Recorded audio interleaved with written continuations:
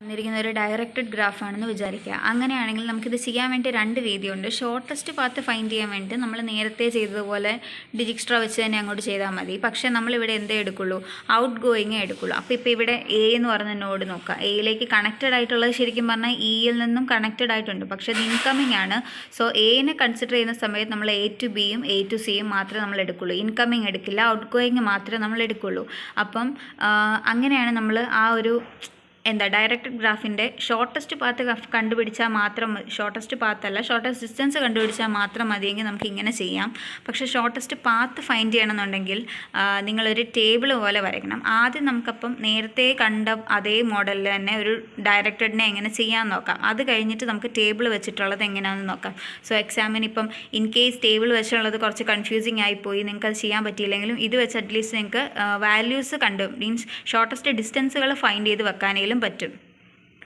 നമുക്കപ്പോൾ ആദ്യം ഇവിടെ എനെ റൂട്ട് നോഡായിട്ട് എടുക്കാം. എനെ റൂട്ട് നോഡായിട്ട് എടുക്കുമ്പം എയിൽ നിന്ന് എക്ക് മാത്രം 0, ബാക്കി എല്ലായിടത്തും ഇൻഫിനിറ്റി വാല്യൂസ് നമ്മൾ സബ്സ്റ്റിറ്റ്യൂട്ട് ചെയ്യും, കൊടുക്കും. ഓക്കെ, ഇനിയിപ്പം 0 + 10 എന്ന് പറഞ്ഞിട്ടുണ്ടെങ്കിൽ 10 which is less than infinity. അതുകൊണ്ട് നമുക്കവിടെ ഇൻഫിനിറ്റീനെ മാറ്റി 10 എന്ന് എഴുതാം. പിന്നെ 0 + 5 എന്ന് പറഞ്ഞിട്ടുണ്ടെങ്കിൽ 5. സോ ഇവിടെ നമുക്ക് എന്ത് ചെയ്യാം, ഇൻഫിനിറ്റീനെ മാറ്റി അവിടെ നമുക്ക് 5 എന്ന് കൊടുക്കാം. അപ്പോൾ എ എന്ന് പറയുന്നത് ഓൾറെഡി നമ്മൾ വിസിറ്റഡ് ആയി, അതിനെ നമ്മൾ അങ്ങനെ ചെയ്തു. ഇവിടെ ഒരു കാര്യമുള്ളതെന്ന് പറഞ്ഞിട്ടുണ്ടെങ്കിൽ നമ്മൾ ഓൾറെഡി വിസിറ്റഡിലേക്ക് പിന്നെ നമ്മൾ നോക്കത്തില്ല. നമ്മൾ മറ്റേ അൺഡയറക്റ്റഡ് ചെയ്ത സമയത്ത് വിസിറ്റഡ് ആണെങ്കിൽ നമുക്ക് എഡിറ്റ് ചെയ്യാൻ പറ്റുമെങ്കിൽ ചെയ്യുമായിരുന്നു. പക്ഷേ ഇവിടെ എന്ന് പറഞ്ഞിട്ടുണ്ടെങ്കിൽ വിസിറ്റഡ് ആണെങ്കിൽ നമ്മൾ പിന്നെ അതിലേക്ക് എഡിറ്റ് ചെയ്യത്തില്ല. കാരണം എന്താണ്, അതിലേക്ക് ഇൻകമ്മിങ് അല്ലല്ലോ, അതിൽ ഓൾറെഡി ഔട്ട് ഗോയിങ് വെച്ചല്ലേ നമ്മൾ ചെയ്തേ. ആ ഒരു ലോജിക്ക് വെച്ച് ഓർത്താലും മതി.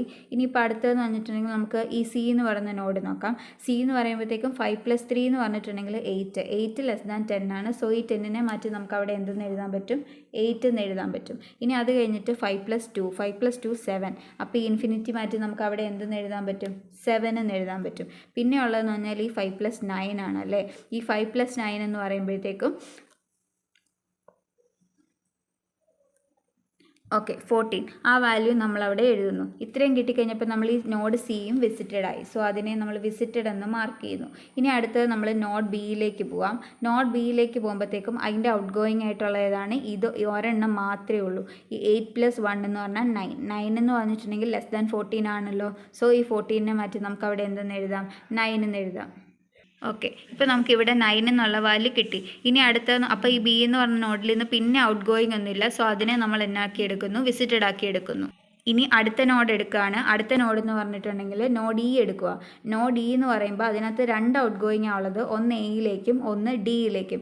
എയിലെ ഓൾറെഡി വിസിറ്റഡ് ആക്കി. സോ അതുകൊണ്ട് തന്നെ അങ്ങോട്ടേക്ക് നമുക്ക് ഇനി ഒന്നും ചെയ്യാൻ പറ്റില്ല. ഇനി ചെയ്യുവാണെങ്കിൽ തന്നെ നോക്കിയേ, 7 + 2 എന്ന് പറഞ്ഞിട്ടുണ്ടെങ്കിൽ എന്തായിരിക്കും, 9. 0നെ കഴിഞ്ഞും ചെറുതാണോ, അല്ല. സോ അവിടെ മാറ്റം വരത്തില്ല. പിന്നെ അടുത്തതെന്ന് പറഞ്ഞിട്ടുണ്ടെങ്കിൽ 7 + 6, 6 × 12 13 എന്ന് പറഞ്ഞിട്ടുണ്ടെങ്കിൽ 9നെ കഴിഞ്ഞും വലിയ വാല്യൂ ആണ്. അതുകൊണ്ട് തന്നെ 9 തന്നെ അവിടെ വെച്ചാൽ മതി, മാറ്റേണ്ട ആവശ്യമില്ല.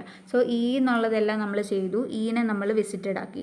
പിന്നെ നോക്കുമ്പോഴത്തേക്കും ആകെയുള്ളത് ഏതാണ്, ഡി എന്ന് പറഞ്ഞ നോഡ്. അതിലേക്ക് ഇൻകമ്മിങ് മാത്രമേ ഉള്ളൂ, ഔട്ട് ഗോയിങ് ഒന്നും തന്നെ ഇല്ല. സോ അവിടെ പ്രത്യേകിച്ച് നമുക്ക് എന്തില്ല, ഒന്നും ചേഞ്ചസ് വരുത്താനില്ല. സോ നമുക്കിപ്പോൾ എല്ലാ ഷോർട്ടസ്റ്റ് ഡിസ്റ്റൻസുകളും കിട്ടിക്കഴിഞ്ഞു. ഇപ്പോൾ നോക്കുവാണെങ്കിൽ എയിൽ നിന്ന് ഡിയിലേക്കുള്ള ഡിസ്റ്റൻസ് 9, എയിൽ നിന്ന് സിയിലേക്കുള്ളത് 5, എയിൽ നിന്ന് ബിയിലേക്കുള്ളത് 8, അങ്ങനെ വന്നു. പക്ഷേ ഇത് നമുക്ക് ഷോർട്ടസ്റ്റ് ഡിസ്റ്റൻസ് ഫൈൻഡ് ചെയ്യാനാണെങ്കിൽ ഇങ്ങനെ ഫൈൻഡ് ചെയ്താൽ മതി. ഇനിയിപ്പോൾ നമുക്ക് ഷോർട്ടസ്റ്റ് പാത്ത് ഫൈൻഡ് ചെയ്യാൻ നോക്കുകയാണ്. ഒന്നില്ലെങ്കിൽ ലോജിക്ക് വെച്ച് നമ്മൾ നോക്കുക, ടേബിളൊന്നും എഴുതാണ്ട് എ ടു ഡി ഏറ്റവും ചെറുത് എങ്ങനെയൊക്കെ പോവാം. എയിൽ നിന്ന് ഡിയിലേക്കുള്ള ഷോർട്ടസ്റ്റ് പാത്ത് ഫൈൻഡ് ചെയ്യാൻ പറഞ്ഞു. ഒന്നിൽ നമ്മൾ നോക്കുക എങ്ങനെയൊക്കെ പോവാം. ഒന്നിൽ ഇങ്ങനെ പോവാം. അപ്പോൾ ഇവിടെ വരുമ്പോൾ 5 2 7 6 വരുമ്പോഴത്തേക്കും 7 3 10 13 വരും. പക്ഷേ ഇവിടെ നോക്കുക, ഇവിടെ എന്ന് പറഞ്ഞിട്ടുണ്ടെങ്കിൽ A to B, B to D നമുക്ക് വേണമെങ്കിൽ പോവാം. 10 1 11 ആവും. ഇനിയിപ്പോൾ ഇവിടെ എന്ന് പറഞ്ഞിട്ടുണ്ടെങ്കിൽ വേറൊരു പാത്തിന് നോക്കാൻ പറ്റുന്നെങ്കിൽ A to C, C to D നോക്കാം. അപ്പം അവിടെ എന്ന് പറഞ്ഞാൽ 9 5 വരും. 9 5 എന്ന് പറയുമ്പോഴത്തേക്ക് 9 1 14 14 വരും. അത് പിന്നെയും കൂടുതലാണ്. പിന്നെ ഇപ്പോൾ ഷോർട്ടസ്റ്റ് വന്നത് 11 ആണ് നമ്മൾ നിൽക്കുന്നത്. ഇനി ഒരു പാത്തൂടെ ഉണ്ട്, ഇത് ഇങ്ങനെ നോക്കാം, A to C, C to B, B to D. അങ്ങനെ വരുമ്പോൾ 5 3 8, 8 1 9. അപ്പോൾ ഏറ്റവും ഷോർട്ടസ്റ്റ് പാത്ത് ഏതായിരിക്കും, A to C, C to B, B to D. അപ്പം എ സി ബി ഡി ആയിരിക്കും നമ്മളുടെ ഷോർട്ടസ്റ്റ് പാത്ത്. ഒന്നില്ലേ നമുക്ക് ഇങ്ങനെ ഫൈൻഡ് ചെയ്യാം. ഇനി അതും അല്ലെങ്കിൽ നമുക്ക് ടേബിൾ വെച്ചിട്ട് എഴുതി തന്നെ ഫൈൻഡ് ചെയ്യാം. അതെങ്ങനെയാണെന്ന് ഞാൻ കാണിച്ചു തരാം. ഈ സെയിം എക്സാമ്പിൾ തന്നെ ഓൾറെഡി സോൾവ് ഔട്ട് ആയിട്ട് വെച്ചേക്കുന്നൊരു ടേബിൾ ഉണ്ട്, അത് വെച്ച് ഞാൻ എക്സ്പ്ലെയിൻ ചെയ്തു തരാം.